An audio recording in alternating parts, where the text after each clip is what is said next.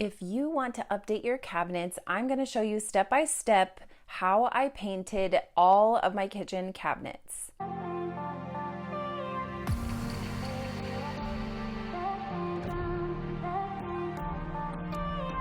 First, I used Crud Cutter, which is a degreaser, and this Rubbermaid electronic scrubber brush.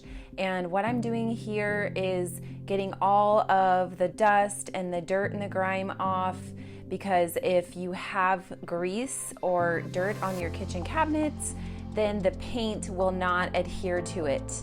And I'm also prepping, so taping around the cabinets and the floor and putting plastic everywhere. Some people don't really like using tape and plastic, but maybe I'm a messy painter. I just don't want extra work on the back end. And so I prep really good. And also something to keep in mind is obviously the kitchen doors were removed prior to this step, and I highly recommend doing that. And I actually should have done the drawers as well. So here I am just putting on some protective equipment, so some glasses and an N95 mask, because I am sanding. So after everything's clean, you want to sand. I'll link below the sander that I used, and as well as the sandpaper. In this step, I am using a 120 grit. I'm picturing the 220 grit here, which I used later in between the primer layers and the paint layers, but I bought the same exact products that you saw in the picture just now.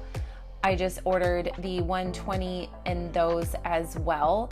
And that's because you want a coarser sandpaper when you're doing the wood. And so that's what I'm using right here. And then if you're doing it properly, you should do degreasing, sanding, wipe away the dust, do a primer, sand it again after it's dry, and make sure there's no sandpaper there. Do another layer of primer, let it dry, and then do sanding, paint, sanding, paint.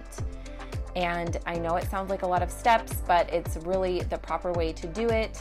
So after you vacuum and wipe all that down, then you're ready for primer. And I did as much as I could with the roller, and I used a special one for cabinets. I will link everything that I used below. It's what they recommended when I was at Lowe's.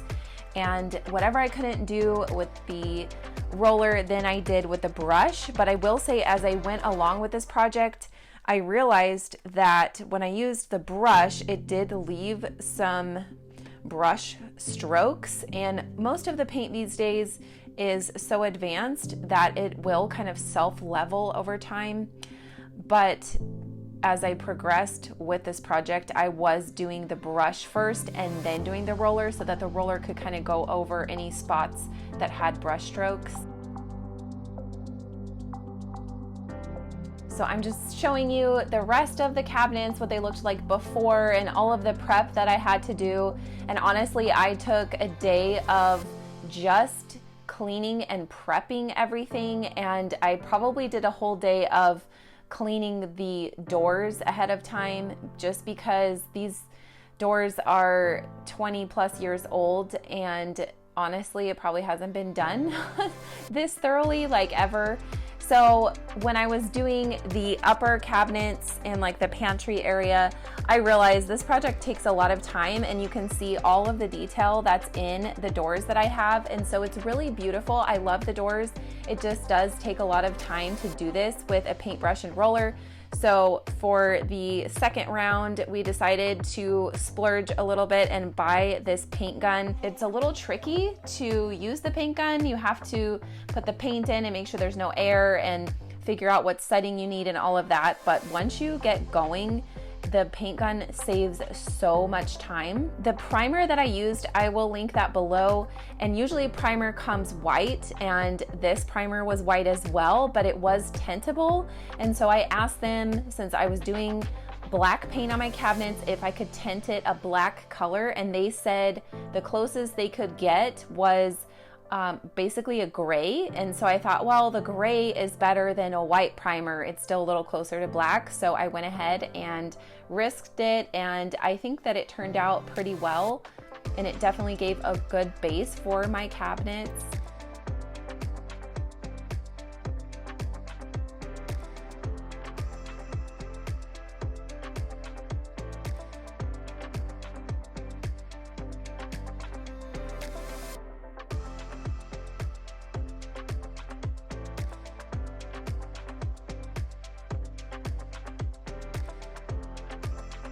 And I will also link the Facebook group that really helped me in my decisions, and they recommended this paint. I got this at the Sherwin-Williams store, and I will put exactly the color I used, and they recommended semi-gloss in this paint. And so we're doing the same thing here with the paint gun, but this time with the paint. And I will say we use the paint gun in the house, but what I realized was it was taking the tape off from my prep areas. It got too wet and resulted in some overspraying both inside the cabinet and on the walls. So I really don't recommend using this inside in your cabinets, even though it's a lot faster. I would use it either here in a prep area, or if you're painting a wall or a few walls in a bedroom or something and you're prepping properly, then you could probably use this spray gun. But in the house for fine details like cabinets, I don't recommend it. But it worked amazingly for the doors. And I just want to say, a lot of people paint their cabinets white. So if you are painting your kitchen cabinets white, there is actually a spray primer that you can use on the details of the doors.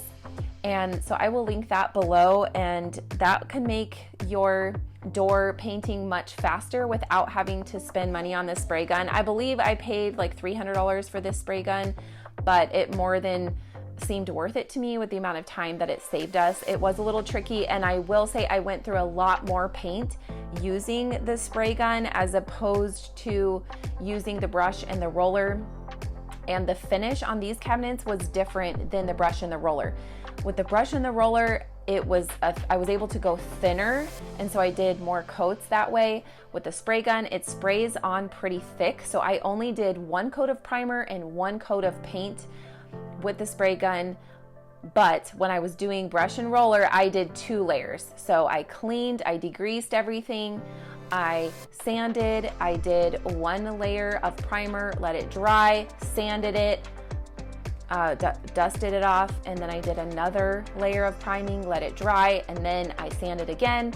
Then I did paint, let it dry, sanding again, and another paint layer. So that's the way that they recommend in the kitchen cabinet Facebook group. So I will link that Facebook group down below, and those people really know what they're talking about. They're like professionals. So I did try to use kind of what they recommended. Since my cabinets were over 20 years old, I did decide to replace the hinges, and so I ordered black hinges that would just disappear in the cabinetry so you couldn't even see them. And I will link those down below, what I ordered from Amazon. They were really affordable and they've worked really well. And they did work with the holes that I already had in the doors and in the cabinets. So if you want to save yourself a little bit of hassle of having to fill in holes and you're going to buy new hinges, I do recommend trying to buy some that will line up with your holes that you already have.